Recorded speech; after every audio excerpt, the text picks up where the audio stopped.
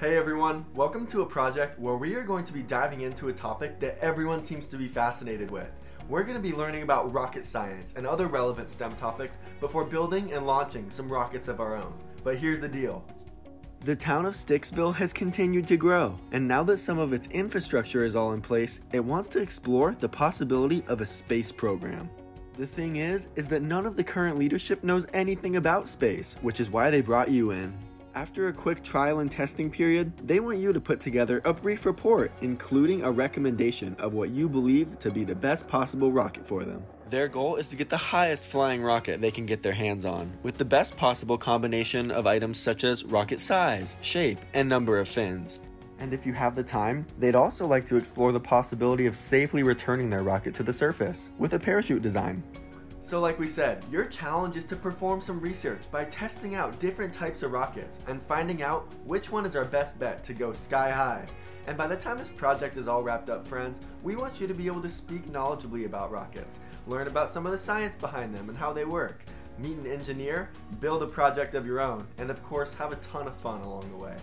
In this first video, all we're doing is introducing the project, sharing some history, relaying how it relates to the real world, and we figured you might want to see some examples, just so you know what you're getting yourself into. But before we do get started, what is a rocket? Pause this video and think of a definition before we give you ours.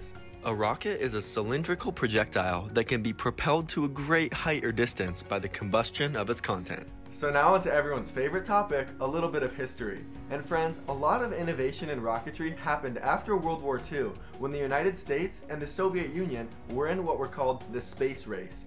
And the Soviet Union actually won the space race when they completed the first successful mission to space in 1957. Although it was only 1 year later when the United States completed their own first successful mission in space, the Soviets definitely had the early lead in the space race, when they were the first to accomplish lots of other small little goals. But it was the big goal of landing a man on the moon that the United States finally got a victory in 1969.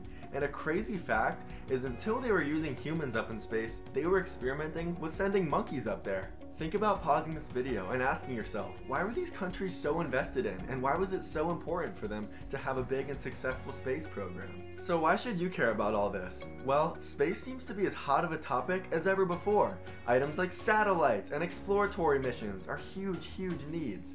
Plus, we have companies like SpaceX doing all kinds of great things, like commercial space travel, trying to make it cheap and affordable for everyday people, and maybe one day that could be an option.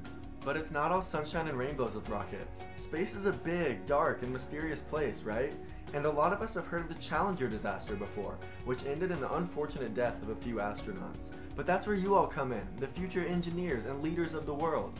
It's up to you all to increase our cool efforts that we're doing in space, and try to make all the great things that we're doing up there as safe as possible. Thanks so much, friends. We hope you're excited. We'll see you in the next video where we're going to teach you all the STEM related topics that it's going to take to build a nice, successful, and high-flying rocket.